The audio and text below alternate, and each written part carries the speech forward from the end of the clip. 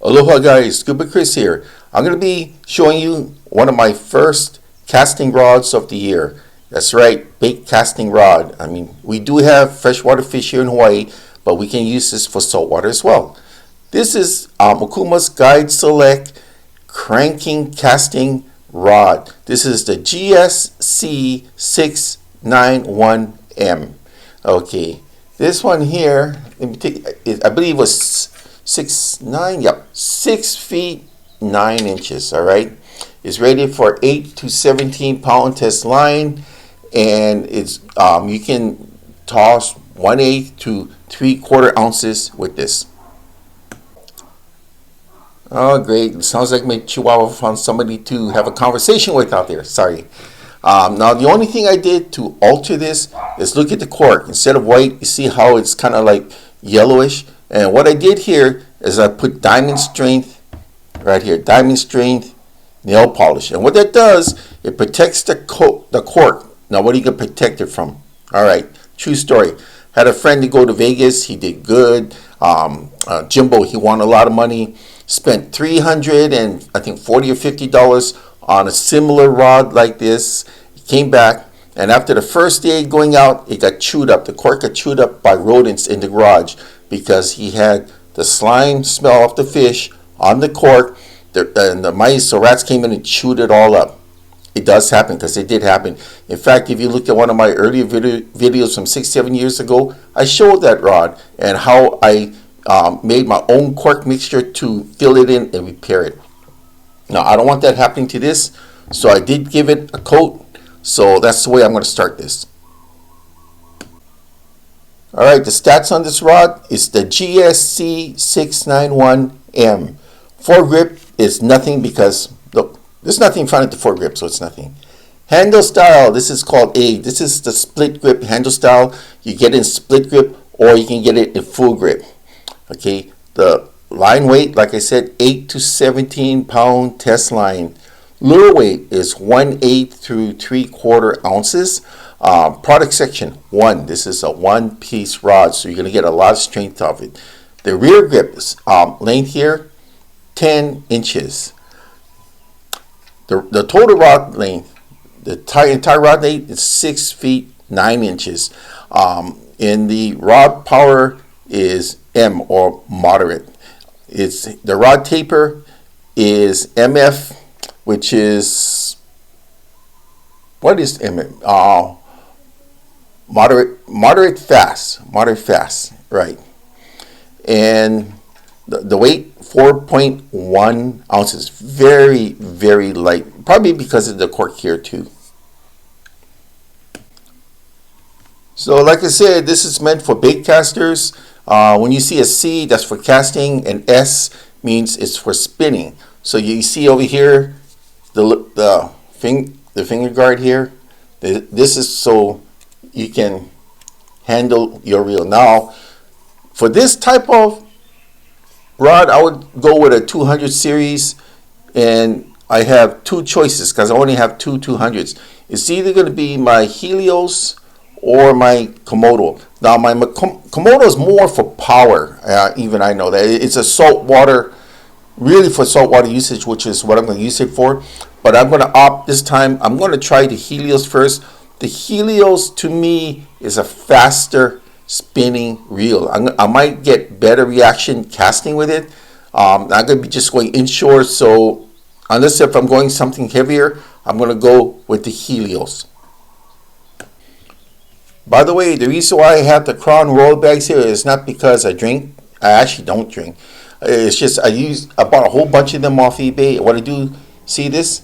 I store all my spinning and bait casting conventional reels like this with the drawstrings. I drawstring them up, and this way when I throw things in the corner of the room, the reels don't get scratched up against other reels and other rods. So it's a good thing to have. Now you can look at it. That looks like a pretty good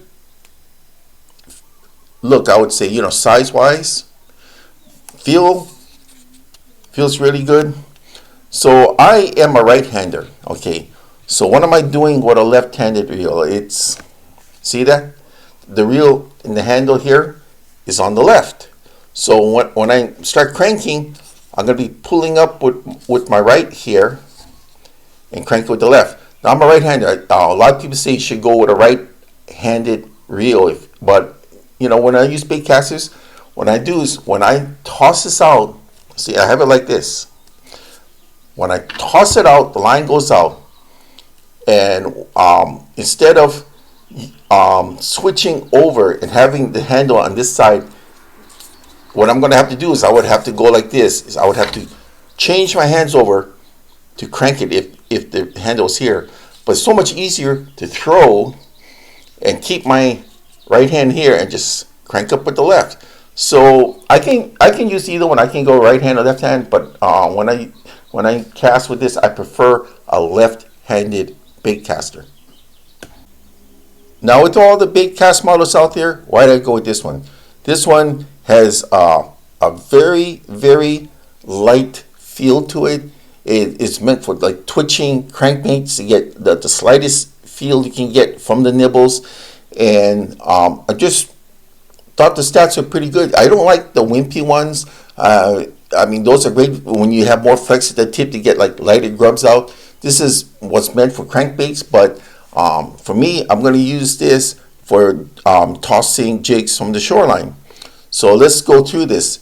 The rod itself is made from 24-ton low carbon resin, and it has, let's start off at the bottom here. It has a, right here, check that out. See, there's a trapezoid shape stainless steel hook keeper. It's actually very thick. It's not like those cheapy thin ones that will cut into you. This is a very, very thick one here. It has Fuji, they call this a ACS trigger seat with a right here is a trigger seat with the screw down carbon hood. So right here, this right here is your, look at that. It's a screw down carbon hood. It's not just a screw down, you're actually going to have a hood on it. See that? So this is going to help seat this really well.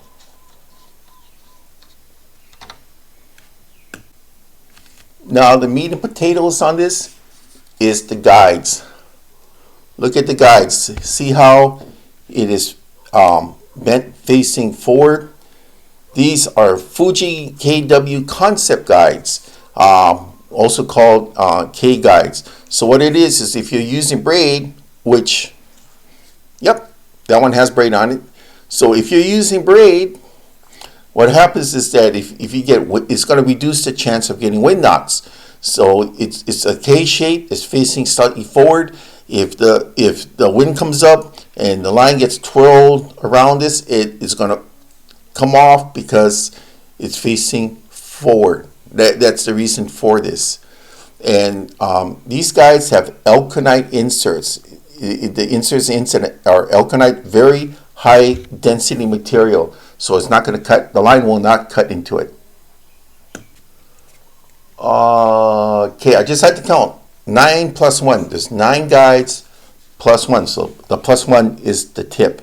Now this is backed by Okuma's lifetime warranty, which means is that for the how the parts hold up, the components hold up, you're covered for the lifetime of this rod. So if something just naturally breaks down, like say the cork is naturally breaking down or the rod starts to delaminate after 10 or 20 years, contact Okuma, send it in. You're going to have to pay for your own postage to send it in, and they will either replace the rod or repair the damage. Now, if you went and accidentally knocked off the guide, you're not covered. But very few companies will offer a limited lifetime warranty, and it usually means high quality materials and products when you do that. My impression, quality product. Anybody that stands by the product with a limited lifetime warranty, we're talking exceptional workmanship and materials went into this.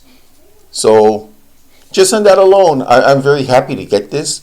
And I wasn't familiar with this line of rods because it just came out the other year, but it was well received at ICAST. It feels and looks good. The list of materials used is impressive. And the main thing to me, it feels good. It feels very, very good. I was a little bit worried at first.